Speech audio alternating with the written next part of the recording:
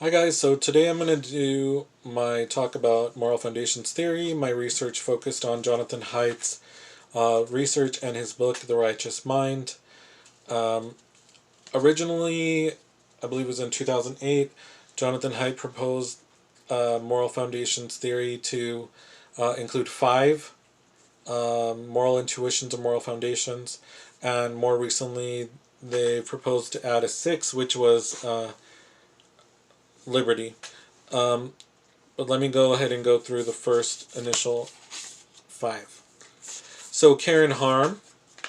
Care and harm would be a foundation um, in relation to how we take care of each other and we don't do harm and we don't appreciate when other people do harm. Oh, first, let me say that his theory really uh, stems from evolutionary theory of emotion by Darwin and builds on um, people like W.D. Ross stating um, like morality involves what's right and what's good.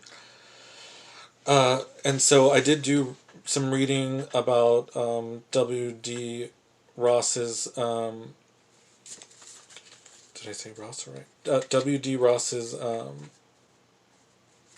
theories about what's right and what's good, and he basically said that we intuit what's right and what's good, um, and we just know what to do um, because we'll know what's wrong.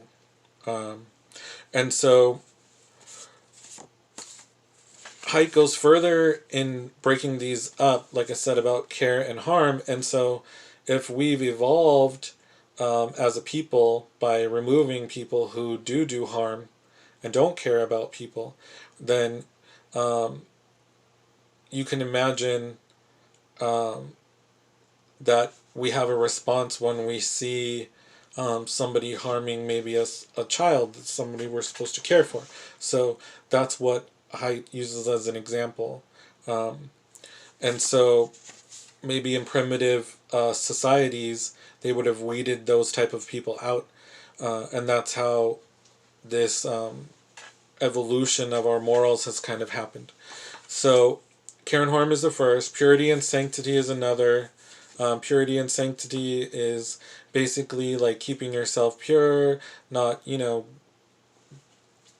not necessarily just religious stuff like the rules of religion. That's what we always automatically think about, but or like virginal and being pure, but also like just contaminating ourselves with dirty thoughts and stuff like that, or forbidden things. Because once you let them in, then it contaminates you, poisons the well. So then there's fairness and reciprocity, where we want to be fair, we want to distribute things equally. And then there's reciprocity, which means that if somebody does good for you, you want to do good for them. Um, and just, he more recently boils that down to equality. Um, and then there's in-group, being important to people, and loyalty. So these are all things that we have developed, and like I said, weeded out people who didn't respect these things.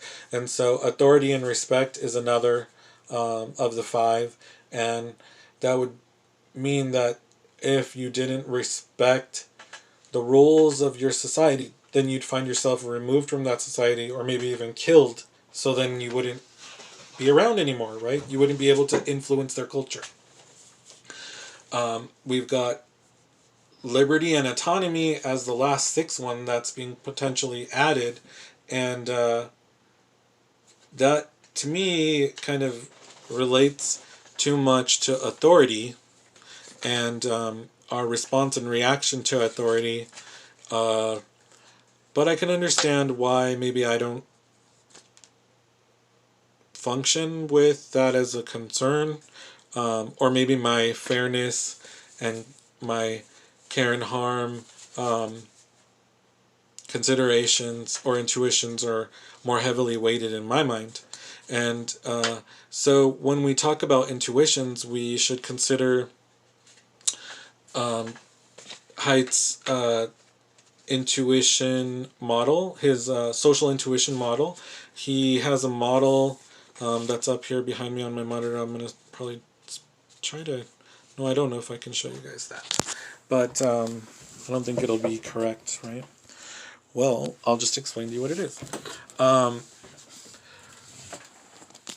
So he says that there's going to be an eliciting situation for person A. But person A is going to be interacting in this model with the person B.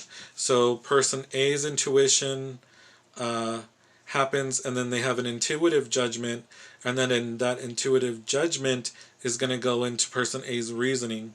And person A, their reasoning, then they're going to probably share that with person B, and person B is going to have an intuition as they're sharing it with them, and just a off-the-cuff response, and then they're going to have that intuitive judgment themselves, and then they are going to have their own reasoning going on, but person A will probably see body language and see all this other stuff, so they might even already start reacting to person B's judgment, right? And so then person A's intuitions are going to start functioning again, and then they're going to have maybe a new judgment. But Haidt says it's very rare for somebody to come to a new judgment, but it's more likely when they're in a social situation. But he says that we're reasoning because we want to prove to ourselves as well as to others that our initial judgment was correct, and we don't want to be wrong, so that is why we do that. So if in politics people are making these or feeling emotions and being presented with these eliciting circumstances or situations, then they're going to have an intuition, they're going to make a judgment, and they're going to reason about what's going on. The problem is that in politics, people are manipulating each other, and they're taking advantage of, or I mean, they're exploiting this this intuitive response that people have, and they're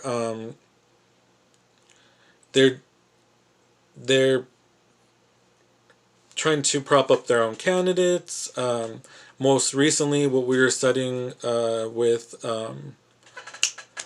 trying to think of this, the Great Hack, with the videos that we watched, these responses are very, very important. And so the psychological profiles that these people have meant that they were more prone to be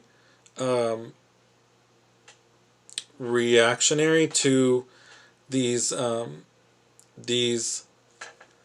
morally weighted subject matter, and so they showed them things that moved them on the political spectrum in the direction that they wanted them to go. And so if people are being manipulative and doing it in a negative way, then for goodness sake, we should be doing it for the public good. We should actually be looking at moral foundations theory and understanding the intuitive response, the emotional response, understanding how people can actually be tricked into feeling things are more important than what they are, and feeling that they're going to affect them in a negative way when they really aren't, based on emotional triggers. And so knowing that we potentially grew into this type of being, and that people are exploiting these innate responses, we need to counter that. I propose that I didn't come up with this, so I agree with the proposal that we should move Congress back to Washington, D.C. So apparently they used to live in Washington, D.C. I've heard this from political pundits on the news. And they no longer live in Washington, D.C. And they don't spend any time together outside of when they're actually decision making.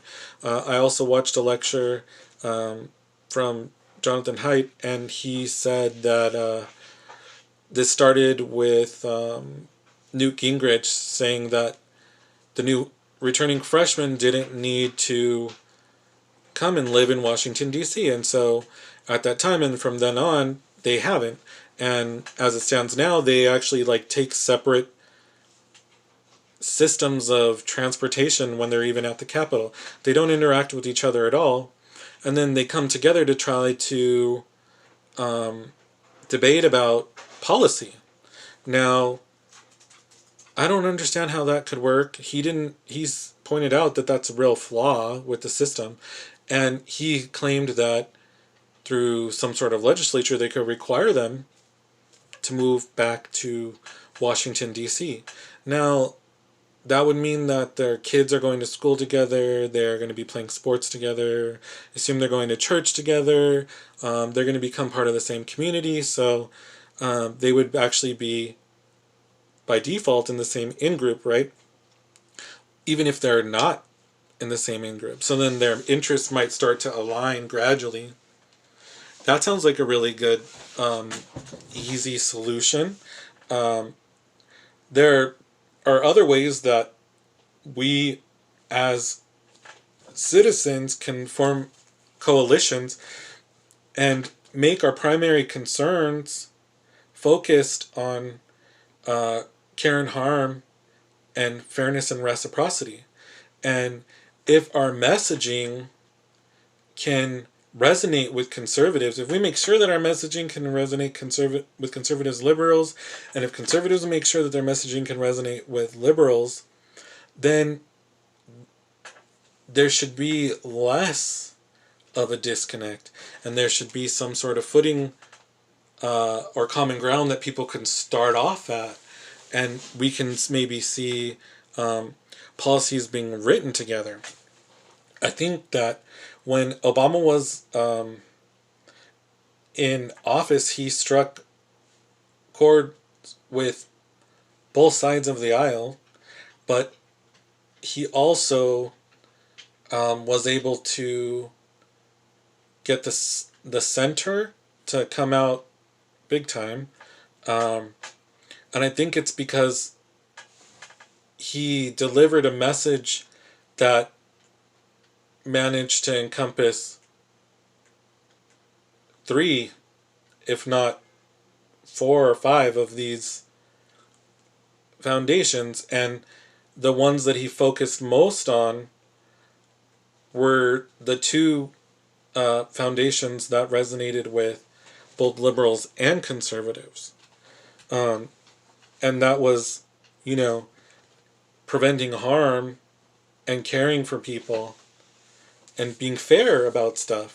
And so being able to see him as somebody that was equitable, for the most part, really took him far.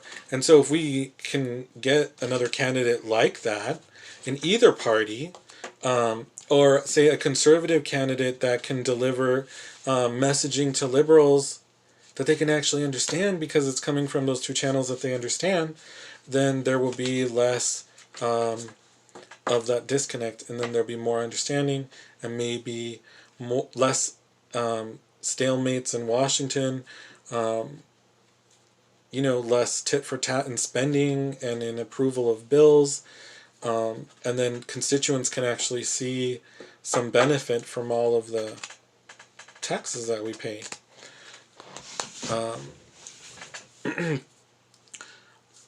Another thing about Height's theory that I found interesting was that a lot of other studies seem to dogpile on top of his research, or they counter his theory and then try to build their own theory up, but they don't really provide anything of substance. They use his taxonomy, they use his words, and they kind of counter their points, but they're not really providing us with an explanation as to where morals kind of formulate, where they think that they come from.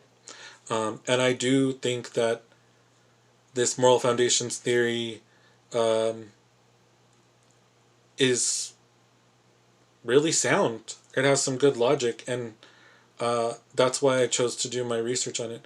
I hope that everybody else was able to complete their projects, and this was a pain to finish recording.